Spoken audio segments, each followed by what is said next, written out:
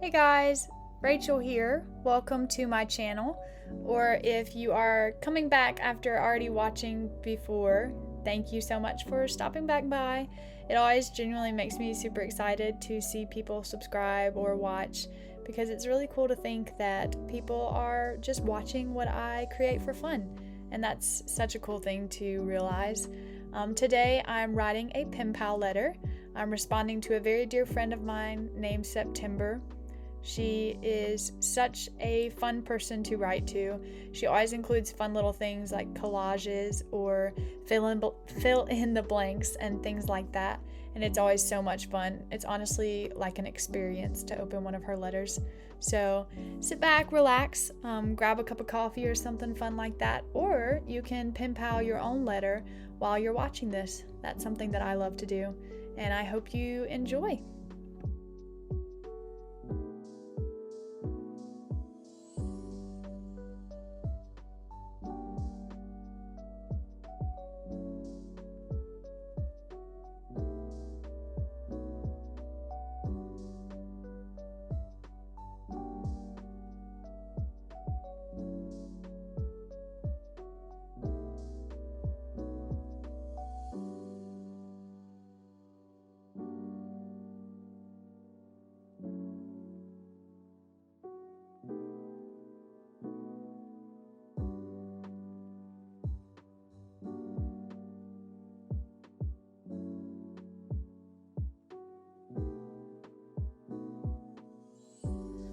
Today's writing setting, I guess is what you would call it, is actually very different than normal. I am writing this letter outside. Here in the South, the fall season can be a little bit confusing because it can feel like breezy, beautiful fall one day, and then the next day it can be back to middle of summer heat. And so on this particular day, it felt like fall, and I didn't want to write my letter inside and waste the fall day in a sense. So I decided to go ahead and do my setup outside. If you saw at the beginning of the video, I took one of our old bed sheets and just spread it out on the ground. And then this little wooden thing I'm actually going to start using, I think, and it's a Pioneer Woman cutting board for your kitchen. So kind of funny, just using whatever you've got at home, right? But it was so much fun to write this letter outside, even though it is very loud at my house. I was originally going to try to just do like no talking, just plain ASMR type video, but when I was playing back the cuts that I got, I realized how loud it is in my backyard. We happen to live on a busy road, and so you get all of that road noise in the background instead of just birds and breeze and all that good stuff. But you can probably hear some of that even in the background of this voiceover. I hope you can't, but I wouldn't be surprised just given how loud the road can be sometimes.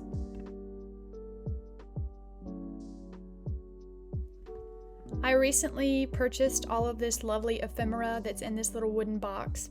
I don't know about you, but I'm a huge fan of just an antique wooden box, and so I got this ephemera at Hobby Lobby recently, and I love the color scheme. And I also got a paper pad that has like rust oranges and then light teal blues, which are literally the colors that are on these little pieces of paper. So it just kind of all worked out, and as you can see here, it was a lovely, lovely fall day.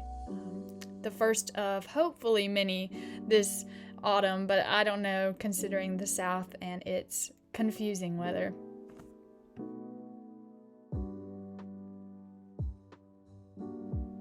People typically ask me how I'm able to arrange things in an order that looks cohesive and aesthetic and all that stuff, but sometimes what I don't show you is that it takes me quite a while, and I'm also a little bit of a perfectionist, so sometimes I just work like on an envelope or something for a very long time and it still doesn't turn out the way I want. So there's a little real talk for you.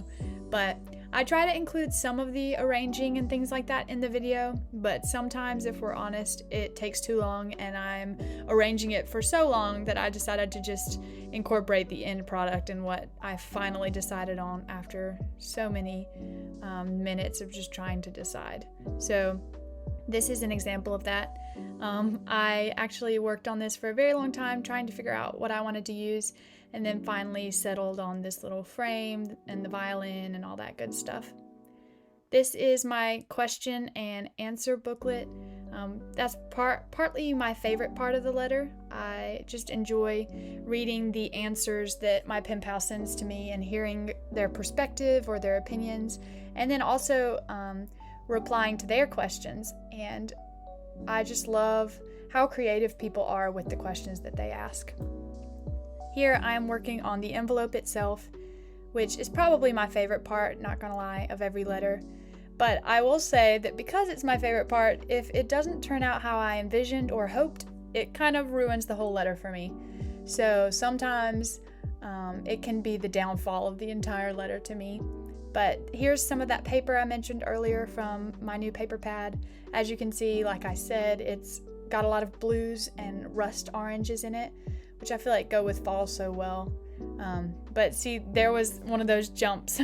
I arranged it and arranged it and arranged it, used so many different things, and this is kind of the design I ended up with.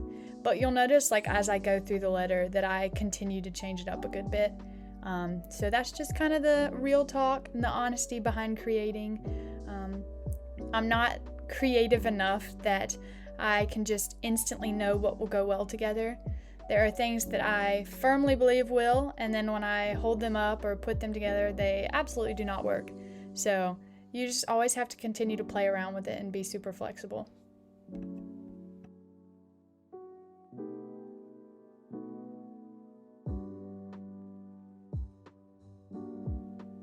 I often use ephemera or pieces of paper that pen pals have sent me because for some reason, I don't know why, but my mind usually tells me that what someone sent is better than what I already own. And so this blue ticket that I'm putting on right now, I don't remember which pen pal sent it to me. It might have even been September, but I'm using that, and I just tore it in two. Instead of using just one strip, I put some on the right side and then some on the left as well. But I just so much enjoy seeing what my pen pals send me because I feel like we each get our stationery and we each have a different stationery style. So it's very interesting to see what they have and what they choose to send me out of their collection. And I always try to send like little snippets that represent kind of my style when I am creating the goodies in each pen pal letter as well. This piece right here is actually representative of one of my favorite things lately, and that is to use magazines in my pen pal letters. We get a lot of Southern Living magazines here in the South, and they have lots of pictures of homes and gardens and things like that, but they also have a lot of recipes in the back for cooking, and I have found that those recipes are just, when you tear them out, are so helpful, and they can be such a like middleman type piece. You can just include them and it really just brings everything together cohesively.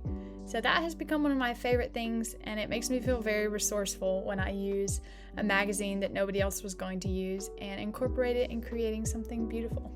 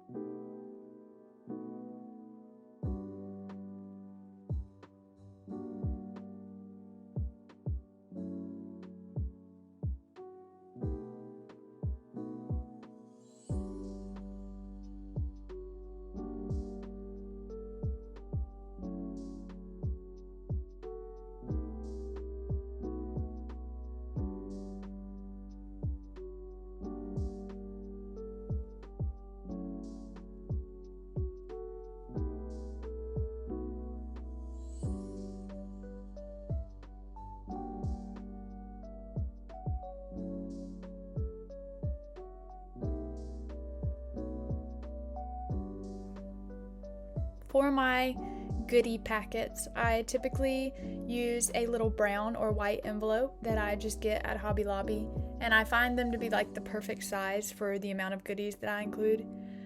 Speaking of this little ephemera that I recently bought, I thought it would be a super good idea to include some of that in September's goodies, so I did that, as well as I used this little frame that I used on the Q&A booklet, so just to add a little bit of cohesiveness. But this is also an example of arranging for a while before deciding on an actual pattern, so.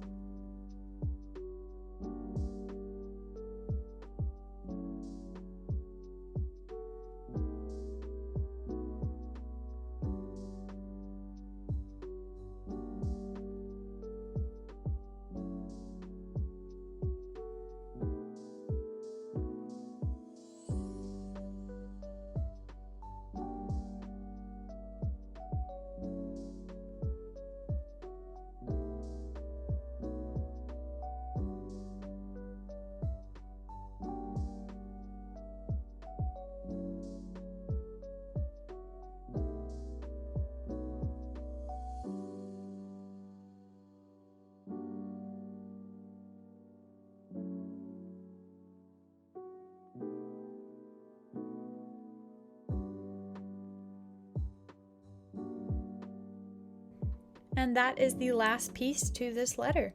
Thank you so much for watching. I hope you enjoyed watching it as much as I enjoyed crafting outside on this fall day and making this letter for September.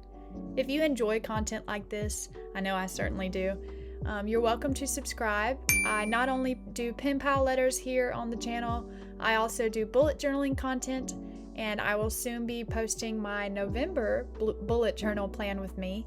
I also have an Instagram called Writing with Rachel, so feel free to check that out. Thank you so much for watching.